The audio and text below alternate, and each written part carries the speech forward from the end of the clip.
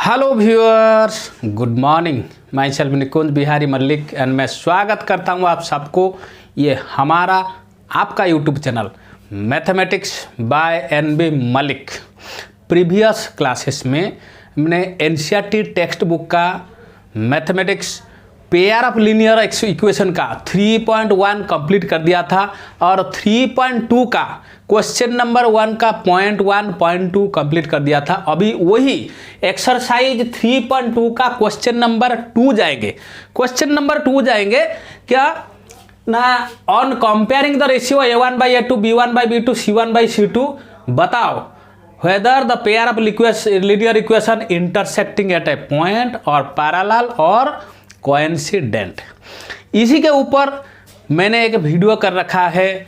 तो किस कंडीशन में two lines formed by pair of linear equation parallel होगा, कोइंसिडेंट होगा और इंटरसेक्ट करेगा, तो जाके देख लीजिए। अगर नहीं भी देखा है तो ये अभी भी मैं थोड़ा बता देता हूँ तो भी याद आ जाएगा। तो चलिए शुरू करते हैं आज का video. Question number 2।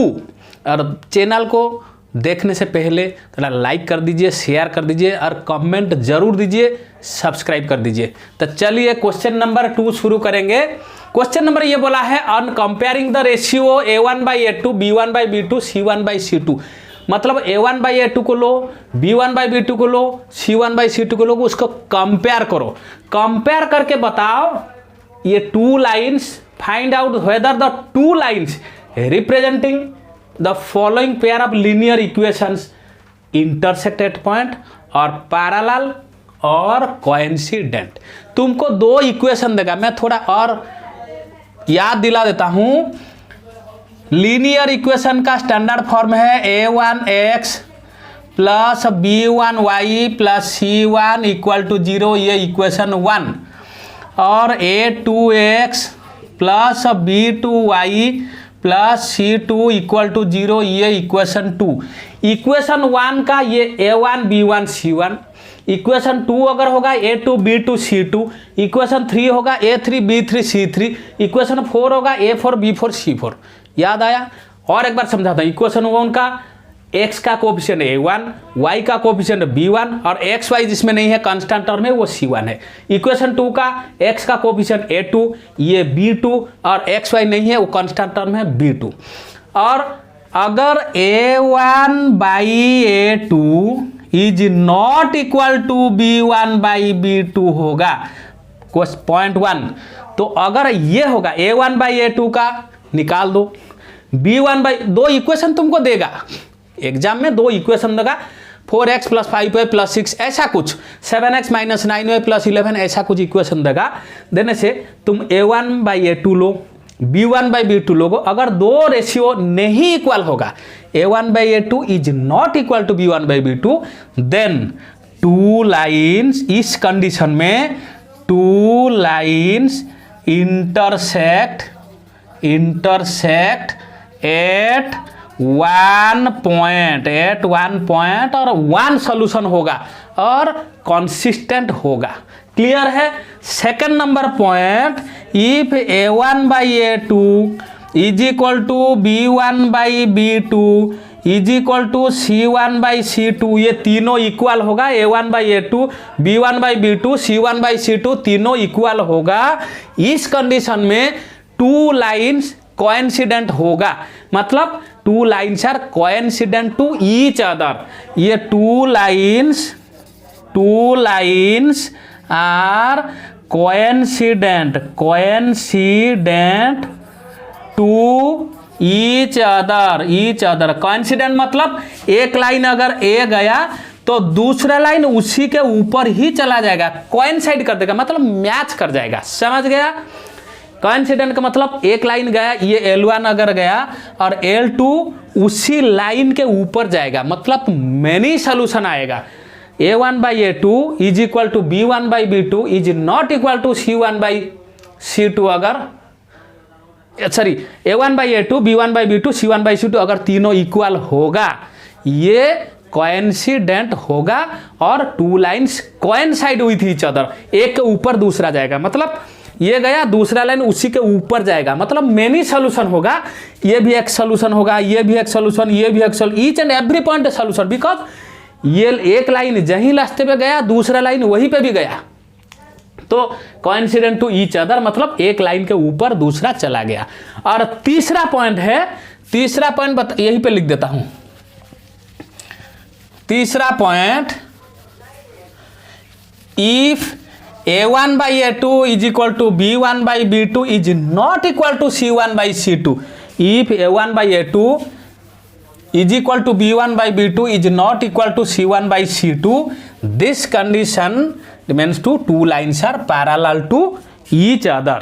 Third point यहीं पे लिख देता हूं, if a1 by a2 is equal to b1 by b2 is not equal to c1 by c2, a1 by a2 is equal to b1 by b2, ये दोनों equal होगा, लेकिन c1 by c2 के साथ इक्वल नहीं होगा। इस condition में two lines are parallel to each other, two lines are parallel to each other, मतलब नो सॉल्यूशन, नो सॉल्यूशन। क्यों नो सॉल्यूशन है? अगर एक लाइन यहीं पे गया, दूसरा लाइन उसके साथ पैरेलल हो गया, मतलब ये दोनों मीट नहीं करेंगे, ये ऐसे पैरेलल जाएगा, ऐसे पैरेलल जाएगा, तो ये दोनों लाइन कहीं पे मीट नहीं करेंगे, इंटरसेक्ट नहीं करेंगे, तो सॉल्यूशन कहाँ पे आएगा? तो पैरेलल केस में इनकंसिस्टेंट और नो सॉल्यूशन आएगा। क्लियर है? तो चलिए क्वेश्चन क्या दिया है और यही सॉल्व ना करके यही कंडीशन को हम कंपेयर करेंगे, और मतलब इसमें क्या दिया है हमको, वो कंडीशन को, यही तीनों कंडीशन अप्लाई करेंगे, करके बताएंगे two lines are intersect each other, parallel to each other और कोइंसिडेंट टू ईच अदर देखेंगे। क्लियर है? इसको पॉज करके लिख लो। क्वेश्चन नंबर 2 का पहला बिट समझ गया? पहला बिट देख लो एक बार, और ये तीनों पॉइंट को थोड़ा याद कर लेना, बार बार प्रैक्टिस कर लो और याद आ जाए। क्यों? ये जो फॉर्मूला है ये तीन को यूज करके उसके ऊपर 5 मार्क्स मैथ भी आ जाएगा, 2 मार्क्स भी आ जाएगा और 1 मार्क भी आ जाएगा, कोई प्रॉब्लम नहीं, लेकिन ये आगे बहुत अप्लाई होगा। क्लियर है? तो क्वेश्चन नंबर 2 का पहला बिट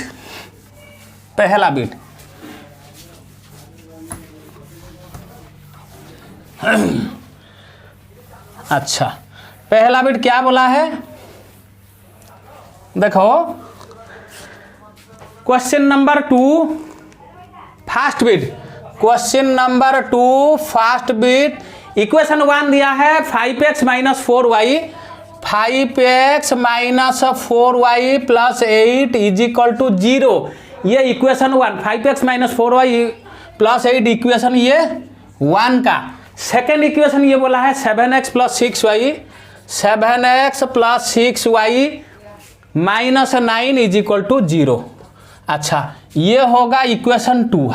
अच्छा, ये जो इक्वेशन 1 हमने बताया था इक्वेशन 1 का, ये a1 b1 c1, a1 b1 c1, मतलब a1 = 5, b1 = a1 b1 = -4, c1 = 8।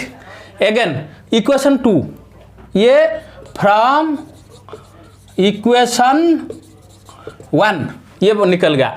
Again from equation 2, equation 2 का a2 b2 c2, तो a2 आया 7, ये b2 आया 6 और c2 आया -9। तीनों a1 by a2 लेंगे, b1 by b2 लेंगे, c1 by c2 लेंगे, तो a1 by a2 = कितना? a1 हुआ 5, a2 7, 5/7 निकल गया। a1 by a2 5/7 and b1 by b2 = कितना? b1 -4/6, B1 होता है -4, B1 का जगह -4 और B2 का जगह 6, ये 2 में कट जाएगा 2 2 3, मतलब -2/3 -2/3। देखो A1/A2 5/7, B1/B2 -2/3 और 5/7 -2/3 दोनों इक्वल नहीं है, तो मतलब A1/A2 that implies A1/A2 is not equal to B1/B2। पहला कंडीशन तो हमारा पास है, if A1/A2 is not equal to B1/B2 then two lines intersect each other. Here two lines are intersect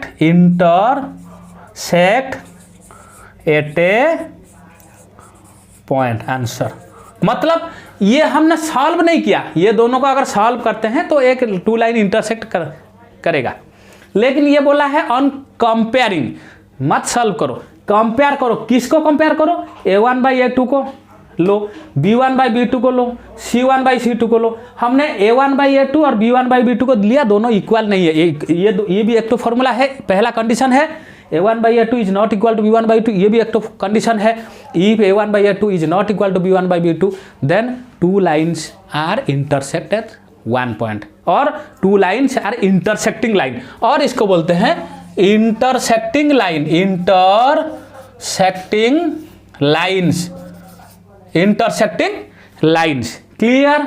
number पहला बिट चला गया, अब जाएंगे सेकंड बिट। सेकंड बिट देखो, नंबर 2 का सेकंड बिट, सेकंड बिट वही सेम पैटर्न, सेम क्वेश्चन, मतलब थोड़ा न्यूमेरिकल वैल्यू अलग है। सेम दो ही इक्वेशन दिया, वो दो इक्वेशन, एक तो इक्वेशन 1 लो, दूसरा का इक्वेशन 2 लो। इक्वेशन 1 में A1 B1 C1 आ जाएगा, इक्वेशन 2 का A2 B2 C2 आ जाएगा, और A1/A2 निकालो, B1/B2 निकालो, C1/C2 निकालो, बाकी फॉर्मूला डालो, आंसर खत्म। क्लियर? चलो अच्छा, क्वेश्चन नंबर 2 का सेकंड बिट, क्वेश्चन नंबर 2 का सेकंड बिट दिया है 9x + 3y + 12, 9x + 3y + 12 = 0, ये हुआ equation 1। 9x + 3y + 12 = 0 and 18x + 6y, 18x + 6y + 24 = 0, ये होगा। अच्छा, फ्रॉम इक्वेशन 1 में, इक्वेशन 1 में A1 B1 C1, इक्वेशन 2 का A2 B2 C2, तो इक्वेशन 1 का A1 होगा 9, B1 = 3 और C1 = 12। अगर माइनस देगा तो माइनस भी लिखना, क्यों? माइनस भी उसके अंदर आता है। फ्रॉम इक्वेशन 2 का A2, ये इक्वेशन 1 का A1 B1 C1, इक्वेशन 2 का A2 B2 C2, तो A2 18, B2 6 एंड C2 24, तो A1/A2 = A1 हुआ कितना? 9/A2 18, A1 का वैल्यू 9 लिख दिया, A2 का वैल्यू 18 लिख दिया, 9/8 9 1 जा 9, 9 2 जा मतलब 1/2। कब समझ गया? फिर आया B1/B2, B1 का वैल्यू है 3, B1 का जगह मैंने 3 लिख दिया, बाई B2 = B2 का जगह मैंने 6 लिखा, 3 1 जा 3, 3 2 जा 6, 1/2 दोनों इक्वल आ गया। जाएंगे C1/C2 को, कहीं A1/A2 B1/B2 अगर इक्वल नहीं होगा तो हम जाएंगे two lines intersecting to each other, लेकिन ये दोनों तो इक्वल आ गया। फिर जाएंगे थर्ड को, C1/C2, C1 का वैल्यू है 12, C2 का वैल्यू है 24, तो 12 1 जा 12, 12 2 जा 24, ये भी 1/2। A1/A2 1/2 1/2 1/2, मतलब A1/A2 1/2, B1/B2 1/2, C1/C2 1/2, तीनों इक्वल आ गया। There that implies A1/A2 is equal to B1/B2 is equal to C1/C2। अगर A1/A2 B1/B2 C1/C2 तीनों इक्वल आ गया तो two lines coincide with each other, therefore two lines coincide with each other।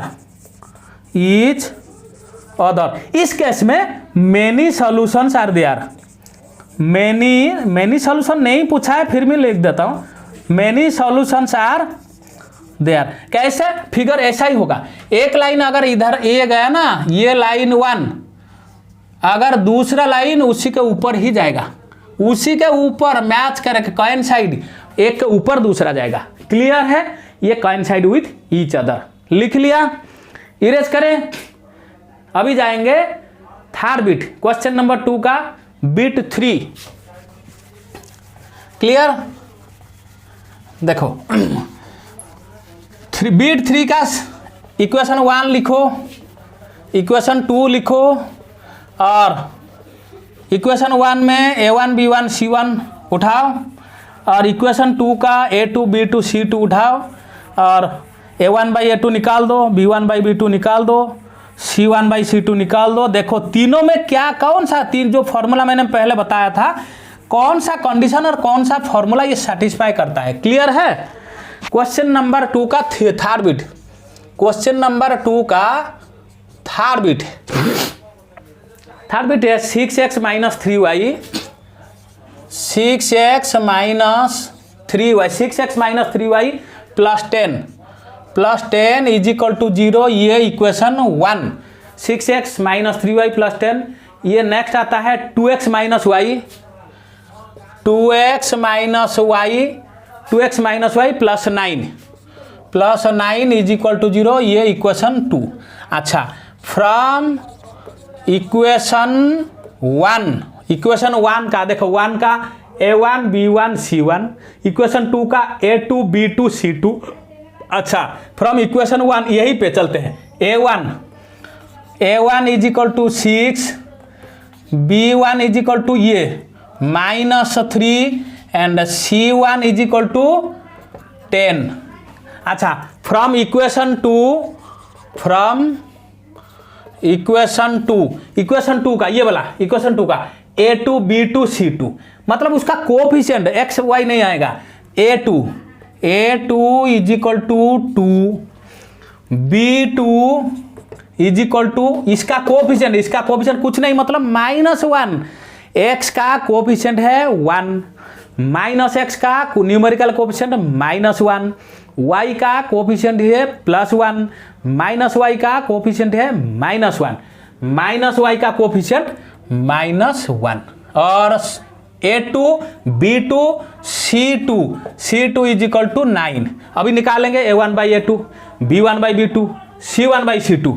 तो A1/A2 is equal to A1 होता है 6, A2 होगा कितना, A1/A2। देखो हो गया 6/A1 होता है 6, A2 होता है 2, तो 6/2, 2 1 जा 2, 2 3 जा 6, ये 3/1 गया। फिर आएगा B1/B2, B1 का वैल्यू है -3, B2 का वैल्यू है -1, B1 का वैल्यू -3 बैठा दिया, B2 का वैल्यू -1, B2 का जगह -1 बैठा दिया, -1 कैंसल, ये भी 3/1 हो गया। देखो दोनों इक्वल आ गया। अभी जाएंगे C1/C2, C1 का जगह क्या है 10 है, और C2 का जगह 9 है। C1 का वैल्यू 10, C1 का जगह मैंने 10 लिख दिया, डिवाइडेड बाय C2 का वैल्यू 9 मैंने लिख दिया, मतलब ये है 10/9। देखो ये दोनों इक्वल है, लेकिन C1/C2 इक्वल नहीं है। That implies A1/A2 is equal to B1/B2 is not equal to C1/C2। A1/A2 और B1/B2 दोनों इक्वल है, दोनों इक्वल है, A1/A2 B1/B2 दोनों इक्वल है, लेकिन C1/C2 इक्वल नहीं है। A1/A2 और B1/B2 दोनों इक्वल है, लेकिन C1/C2 इक्वल नहीं है। देखो ये दोनों इक्वल है, ये नहीं है, ये दोनों बराबर है लेकिन ये नहीं है। अगर A1/A2 is equal to B1/B2 is not equal to C1/C2 है, तो two lines are parallel to each other. Here two lines are parallel to each other। Parallel to each other मतलब एक लाइन इधर जाएगा और दूसरा लाइन इधर जाएगा, मतलब पैरेलल, ऐसा पैरेलल होके जाएगा, मतलब इसमें सॉल्यूशन नहीं आएगा। That means no solution. Clear है? नेक्स्ट जाएंगे क्वेश्चन नंबर 3।